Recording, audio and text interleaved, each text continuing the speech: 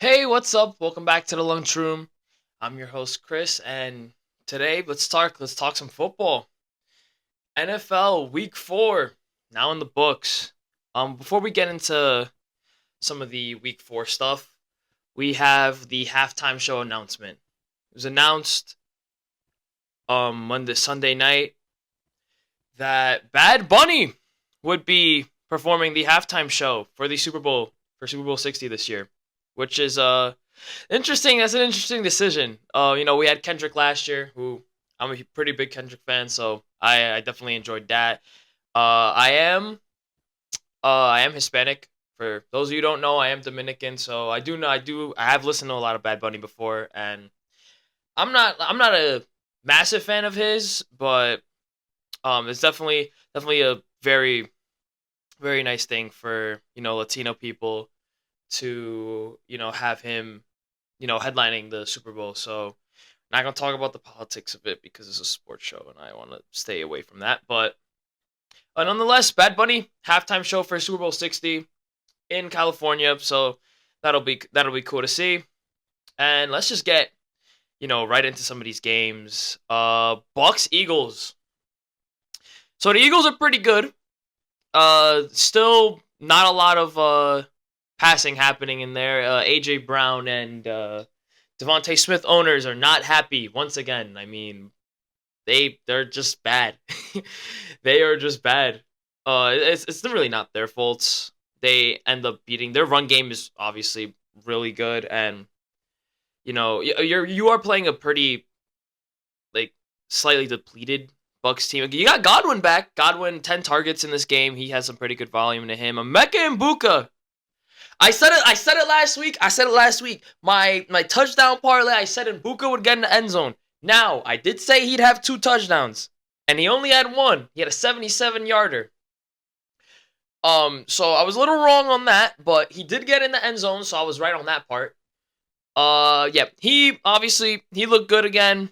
Basically, the wide receiver one for the Bucks right now with all the injuries. Mike Evans obviously missed the game with a hamstring. You got Godwin kind of coming back into that role. Um, but yeah, the Eagles are just good. Like they're good. They're undefeated now. They're still undefeated. One of two teams, them and the Bills, who had a pretty weird game with the Saints, which they kind of let them come back into that a little bit. I mean, it's just the whole taking a foot off the gas. But they're the Bills and the Saints are the Saints, so they're terrible. The Colts Colts took their first loss of the season to the Los Angeles Rams. Again, I think this Rams team is really good. They are definitely a team that can very easily win the NFC this year. They played a really solid game. Puka Nakua, man. Puka Nakua is an absolute dog. That dude is an animal. They have, him, Devontae Adams, they're playing a fantastic. Stafford is Stafford. Um, their running backs are looking good. Their defense, man, their defense is so good. They looked really solid towards the end of last season. They have a very young defense, so there's a lot of growth that's happening on that end, and their offense just looks like it's clicking. The Rams definitely look like one of the most well-rounded teams in all of football. The Colts still didn't look bad. Daniel Jones, granted, did not have the best game. Their offense didn't have that great of a game. I mean, Jonathan Taylor, after 2 absolutely dominant weeks, looking like the RB1 on the year, kind of came back down to reality. Now, I will say he did get a 55-yard rushing touchdown called back because of a holding penalty, which yeah, these penalty calls, man. Some of these games, it's like ridiculous. Um but yeah, the Colts probably, if you're a Colts fan, probably have nothing to worry about. The five of you that exist out there. They'll be fine. Again, their offense looks really good. Tyler Warren finally got into the end zone this week. It wasn't receiving. It was weirdly enough, it was a rushing touchdown.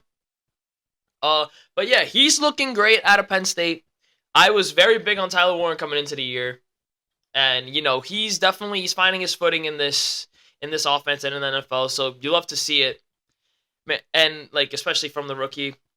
And talking about rookies, man, let's start with that kid in New York, man.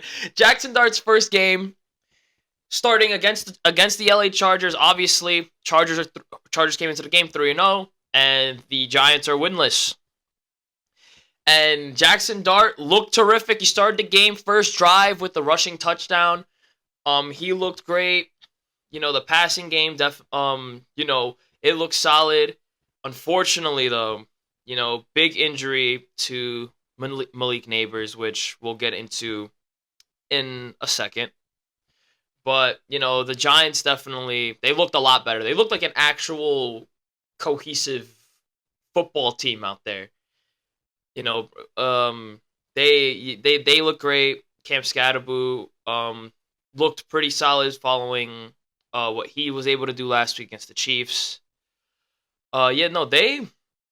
They were pretty good. They were pretty good.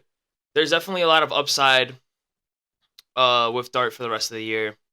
The Giants definitely going to be happy to have him. But let's most of the rookies, this year have been phenomenal. Like this was if you are a fantasy owner for any rookie running back, obviously being a rookie in a professional sport, there's a big difference between the collegiate game and the professional game. Obviously, like I feel like it might not be as clear to people who may not obviously who aren't at that level, but there is a very big difference in the game between those two levels, and going from a collegiate star in college to the NFL is definitely a big transition, and it takes a lot of these guys a while. Like we were looking at guys like Hampton, Ashton Genty, who looked really rough to start the year, and these guys, man, an insane week for the rookie running backs.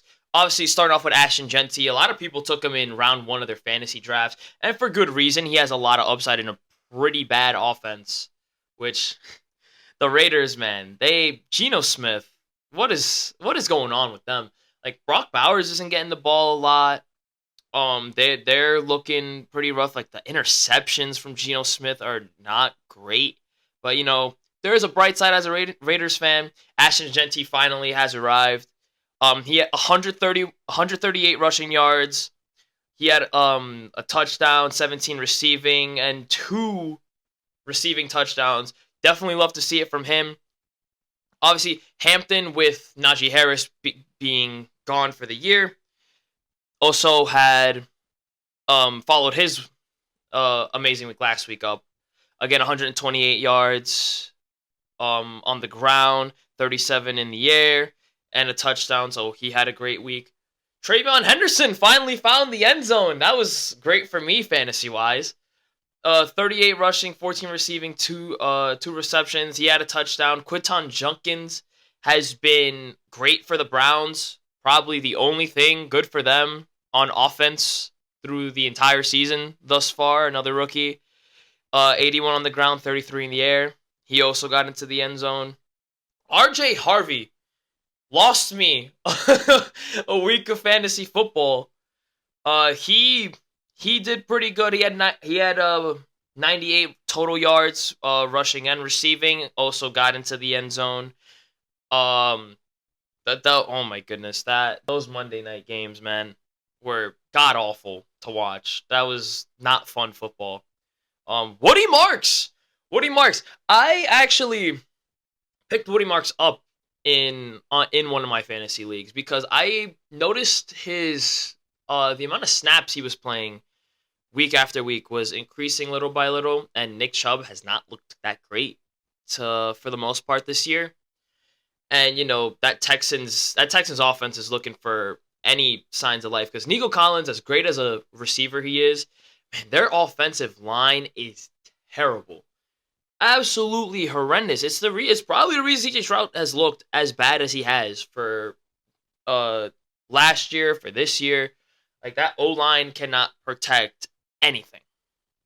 Not anything. But Woody Marks saw another increase in his snaps played, and he came and he delivered. 69 yards rushing, 50 receiving yards. He had a receiving and a rushing touchdown. Like, this is his backfield now. Like, this is 100% his backfield. I'm really glad I picked him up when I did, because I picked him up right before this week. So yeah, he's the number one option on waivers for fantasy football. He looked phenomenal. This is definitely gonna be his backfield. So yeah, a terrific year for the rookies. Honestly, like they looked pretty good. Yeah, let's get to some of these injuries real quick. Obviously, already spoke about it. This one hurts as a Giants fan.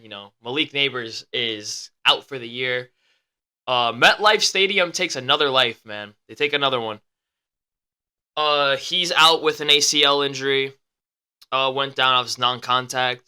And man, the NFL honestly needs to do something about these turf fields, because this is not the first time that this type of thing has happened at MetLife Stadium. MetLife Stadium has had a lot of non-contact injuries happen on it. And honestly, it's insane at this point. The NFL is a multi-billion-dollar company. It's the biggest sports league in North America. There is absolutely no reason why our team should be playing on any type of turf field. For anyone who's never played an outdoor sport of any kind, turf and real grass feel very different. A lot of obviously the football guys would know this. All the soccer players, field hockey players, like all of them would be able to tell you that playing on turf versus grass is very different, and it's very different on your body. Like especially when it comes to these injuries, you do not see them a lot on grass fields as opposed to turf. And again, like, you have a $1 billion industry, and all these teams are still also like worth so much money. There's absolutely zero reason why we should be like that. We should have players going down with non-contact injuries because of the quality of the field. Like, we saw it like last year too. I remember Jordan Love in that Brazil game to open the year went out with an injury, and a lot of people blame the field. It happened to Aaron Rodgers 2 years ago at MetLife Stadium. He tore his Achilles there, and a non-contact injury. It's just so unfortunate, because we've had a lot of injuries to really star players this year, and the fact that it keeps happening with these type of, like, just because of like the fields they're playing on is ridiculous. It's ridiculous, especially for a league like the NFL. Like, that's something that should be in your control to help keep players on the field and playing, because that's what you want at the end of the day, because these are the guys that are drawing fans and all that. So yeah, it sucks, but hopefully he'll be fine, has a speedy recovery. ACL injuries are usually not as bad, because they usually are a lot stronger once they're healed fully. So, hoping he has a good recovery. Again, the Giants looked pretty good even without him, upset the Chargers. So, it's going to be tough, though. And we're going to have a lot of wide receivers in that room there step up a lot. Especially with, Dart as a rookie coming in. Another big injury that happened Monday night. Tyreek Hill. He definitely... I had predicted that Tyreek Hill was probably not going to end his season in Miami anyways. And, this definitely gives him the excuse for that to happen. He suffered a insane injury. Like, I didn't even really notice it at first. Because I was mostly watching the Bengals-Broncos game because of the fantasy matchups I had in there. And man, Tyreek Hill, dislocated knee. It was reported after the game that he had multiple ligament tears, including his ACL, his MCL, his meniscus are probably cooked.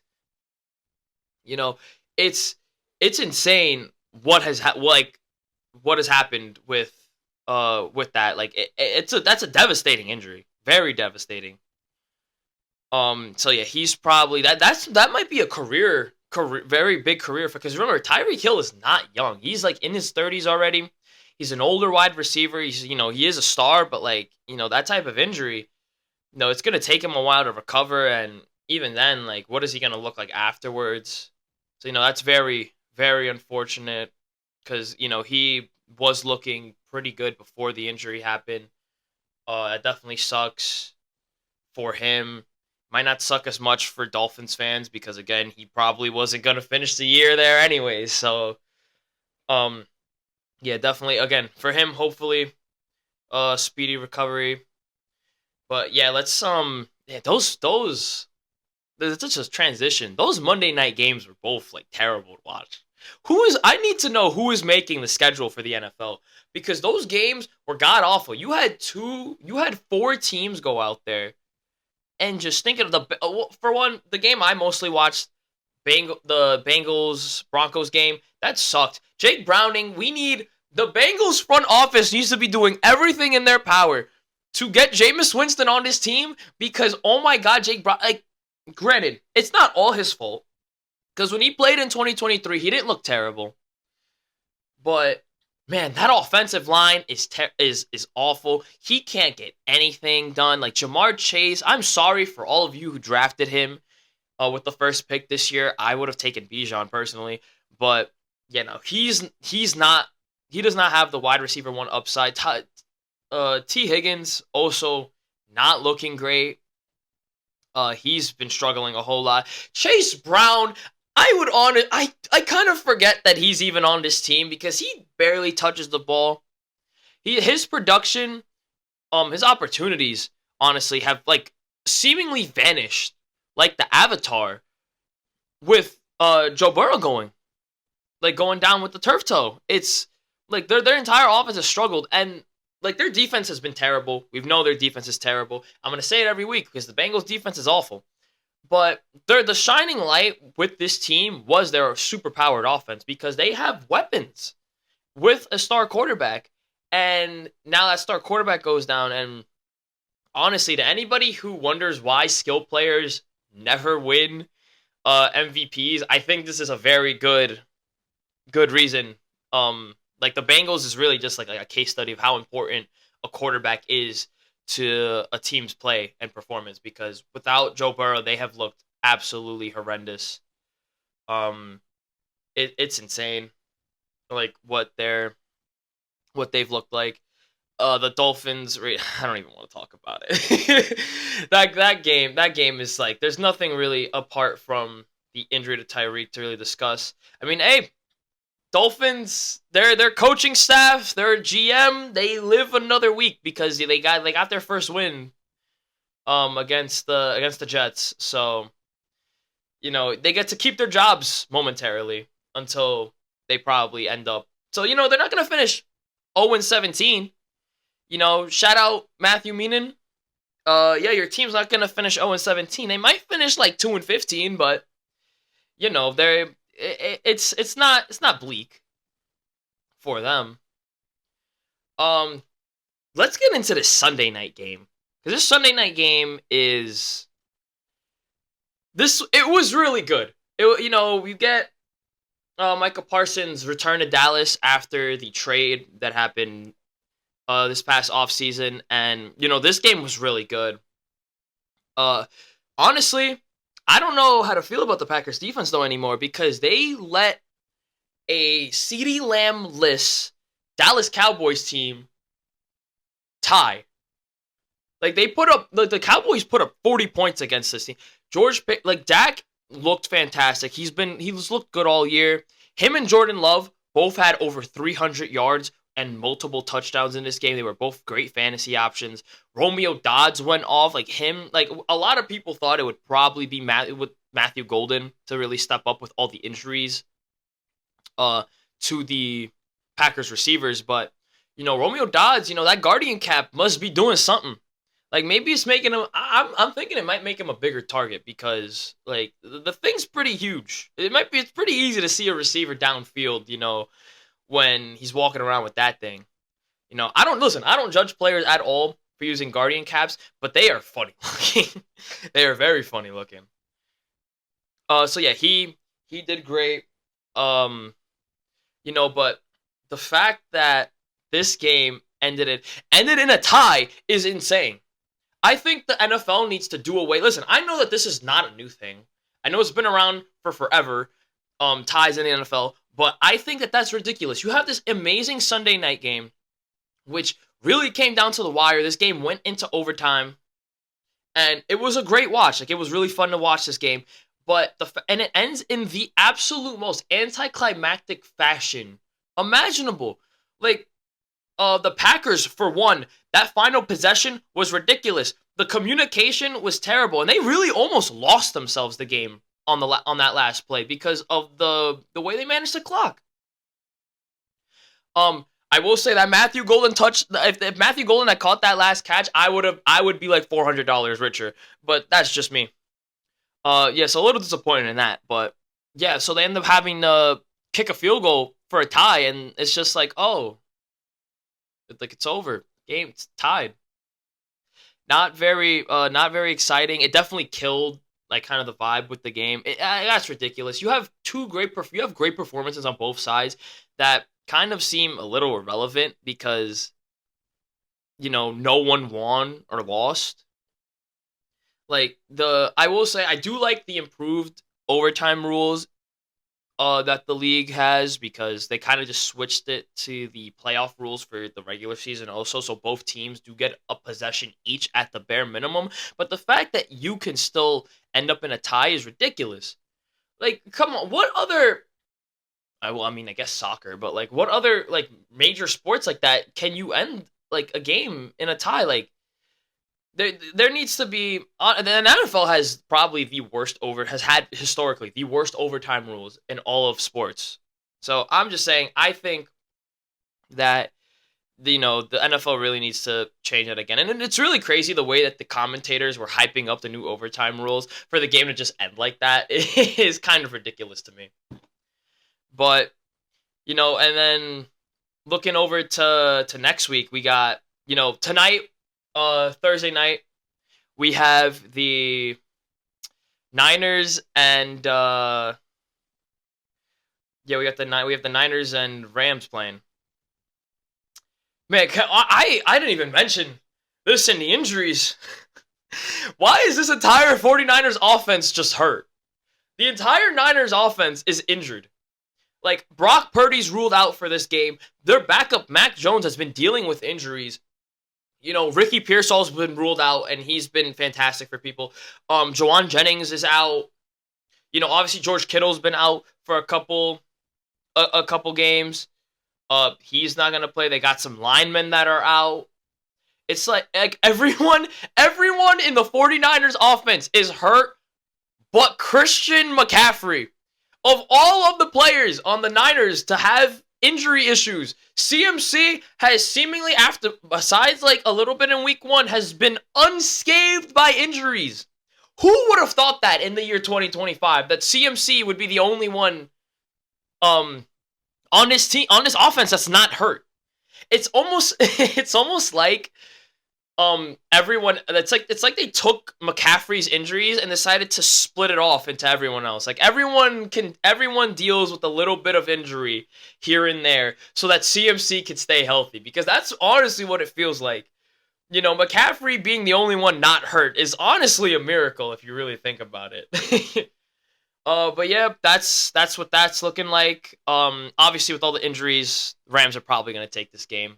I've hyped them up so much, and they actually have a healthy team, so they'll probably take that tonight. And yeah, we'll talk about that game and most of the games on Sunday next week. Moving on, parlay of the week. Now this one was a little bit crazy. I almost was able to qualify for this if Matthew Golden had caught even a single touchdown, but this parlay of the week comes from one of my good friends. A lot of you that might listen to this show might know him. Sean Campbell, aka Sean Lacey, aka LaShawn James, aka Barack O'Shana, aka Donald Trump, aka he has a lot of AKAs. Yeah. So I got this.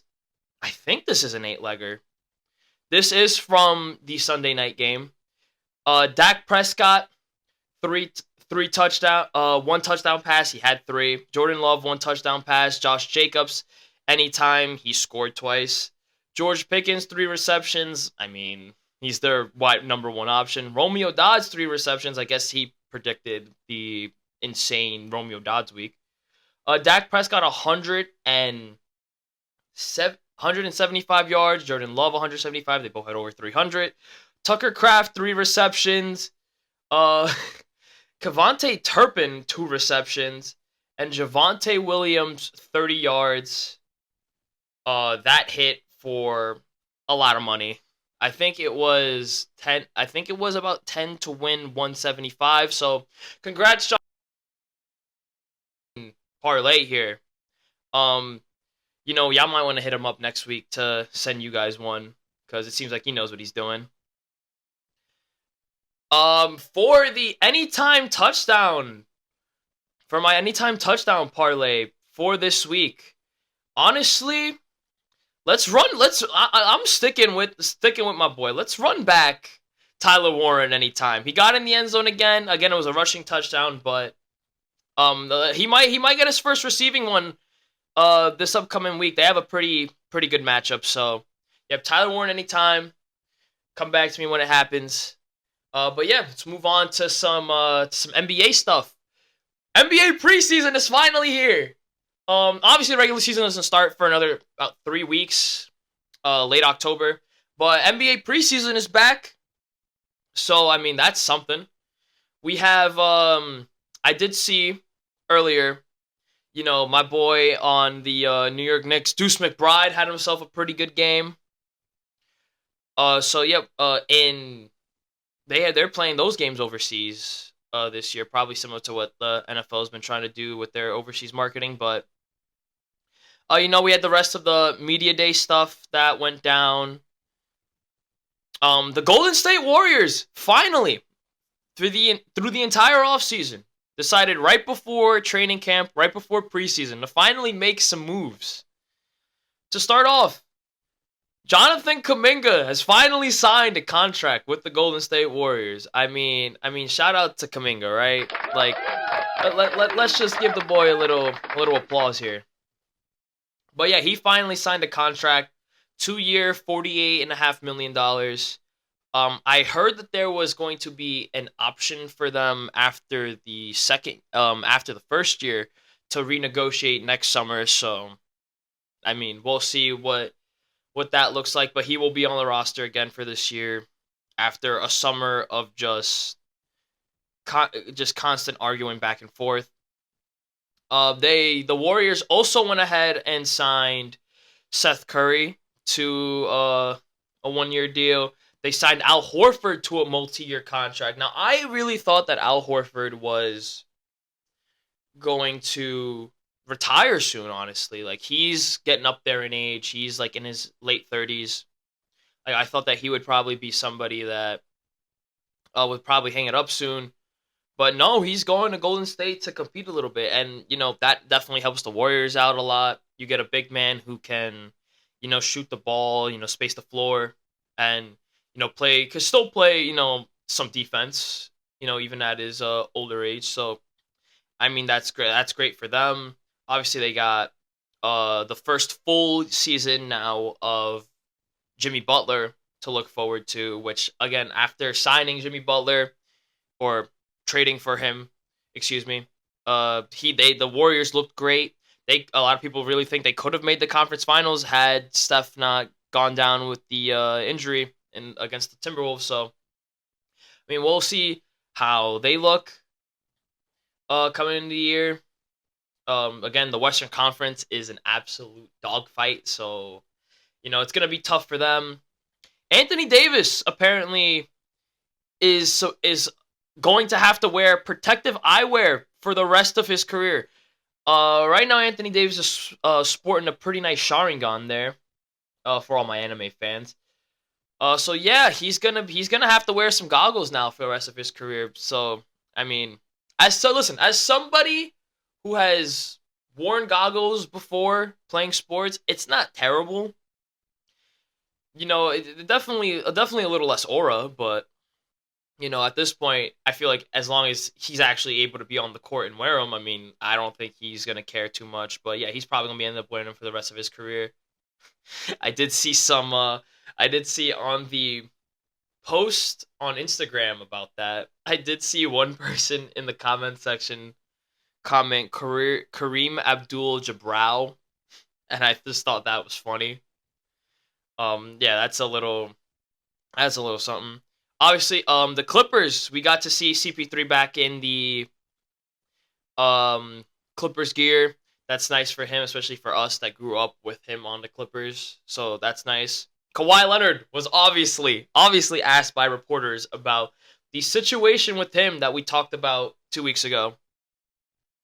And Kawhi seemed very calm about it and said that there's nothing to worry. There really isn't anything to worry about. The league's gonna do their investigation, but according to him, he says none of us did any wrongdoing, even though there is very, very big mountains of evidence pointing to the contrary. But you know what? It's Kawhi, and as long as he's getting paid and he's getting his bag, he doesn't really care. Again, I'm really curious to see what the NBA really does with this once their investigation is up. Because again, if they're guilty, like that's a very big hit to not just like the Clippers, but to Kawhi as well.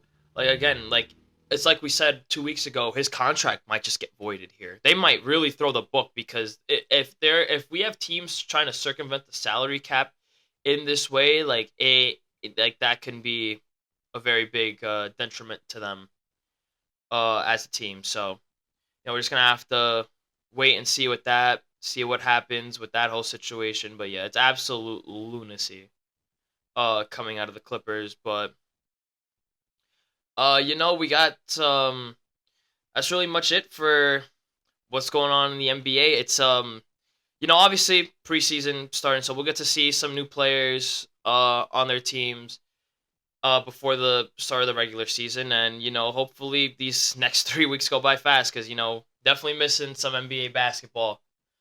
But yeah, that's gonna do it for this week. Again, little shorter episodes just because I'm by myself, but yeah, if you enjoy listening to me yap a little bit, like and subscribe to the YouTube. Follow us at the Lunchroom 22 on Instagram and TikTok, and we'll catch you in the next one.